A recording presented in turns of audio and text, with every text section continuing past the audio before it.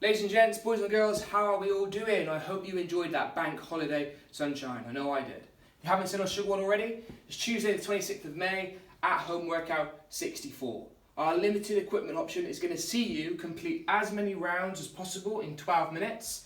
Each round is going to consist of 5 single arm dumbbell or kettlebell rows. You're going to do that on each side, followed by 10 alternating dumbbell snatch or a kettlebell swing. Finally, you're going to get 15 dips in. The intended stimulus today is going to give you a push-pull stimulus whilst also increasing your heart rate. We want to focus on moving well throughout, and a good aim is going to be anywhere between 5 to 7 rounds. But now we know that, let's have a look at some of our movements. Our first movement we're going to look at is going to be our single arm dumbbell or kettlebell row. You can do this one in a 3-point stance. If you have a small step or a chair, that's going to be perfect. You're going to have your opposite arm out to the one that's working. You're going to row that to your hip and get your elbow behind your back. You're going to do 5 reps on each side. If you don't have a station where you can go into a 3-point stance, you can do that one in a hinge position. We're going to have feet directly under my hips. I'm going to go soft knees. I'm going to hinge back and my hand out to support balance. Squeeze my tummy muscles as I row to my pocket. Again, like I said, you're going to do 5 on each side. We then have our 10 alternating dumbbell snatch. What I was going to see is that dumbbell's going to be on the floor between your feet. You're going to have soft knees, you hinge back, you drive up and pop the hips. When we're overhead, I'll have my bicep close to my ear and I'm reaching up. You're then going to bring that dumbbell back down, swap.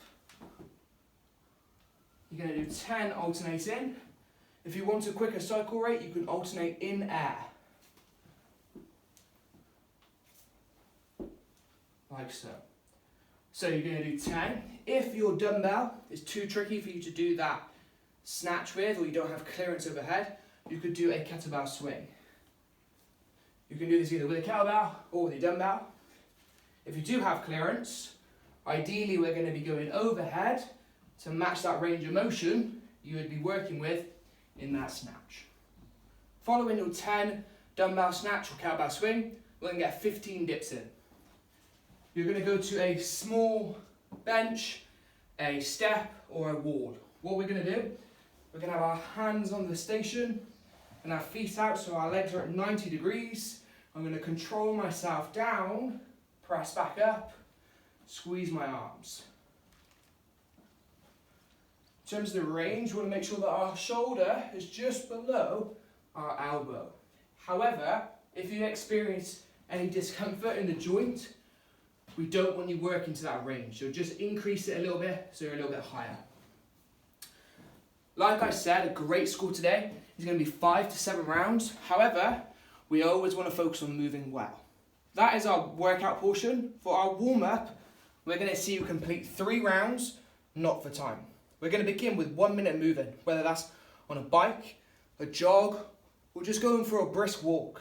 You're then going to do 5 single arm rows on each side, like we've seen in our warm-up workout. You're then going to do 10 push-ups, followed by 10 dumbbell or kettlebell deadlifts. So let's have a look at those movements. We've already touched on our single arm row. For our push-up, however, what we want to see is we're going to see our hands directly in front of our shoulders. In regards to my elbows, we want them at 45 degrees, not 90.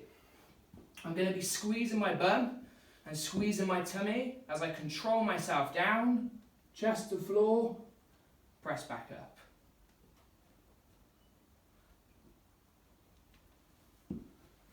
Following my 10 push-ups, I'm going to do 10 dumbbell or kettlebell deadlifts. I'm going to have that dumbbell kettlebell between my feet. I'm going to go soft knees as I hinge back. My arms are long and they find the dumbbell. I'm then going to stand through my legs, squeeze my bum at the top. If you're not getting much range because you're short and the dumbbell's tall, hold it like this. Soft knees, hinge back, like so. Should be feeling that one in the back of the legs. That is our warm-up. For your accessories, you're going to complete 3 rounds. You're going to do 10 plate press and 20 plate bent over rows. Your plate press is going to see you with your feet under your hips, squeezing your bum and squeezing your tummy. We're then going to press that plate straight up, head through the window. Following your 10 plate press, you're going to do 20 plate bent over rows. You want to bring it to your chest and squeeze your back together. Like so. So, there we have it, team. You have your warm-up, you have your workout, and you have your accessories. Looking forward to seeing how you all get on Sugar World later. Let's go out and smash it.